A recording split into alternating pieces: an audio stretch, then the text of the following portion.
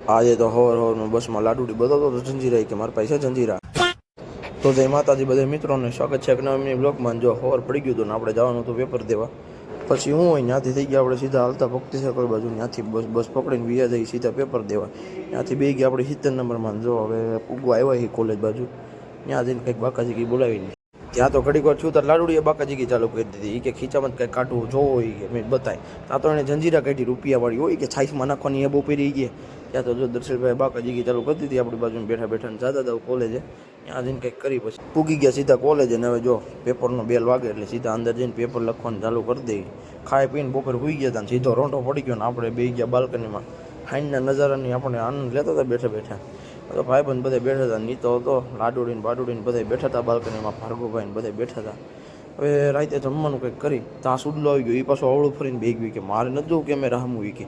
અરે મેં એમ ન થાય તો હડકનારાને ટૂંકું કાઢ્યું કે મેરો તો સારું લાગે છે. તો મેં કીધું પછી રાત પડી ગઈ હતી ને વહી ગયા આપણે સીધા ભોજનાલય બાજુ જમવા. ત્યાં જો જમી કરીને બેઠા હતા તો લાડુડી બાકાજી કે બોલાવતી કંઈક વાત કરતી હતી બેઠી બેઠી.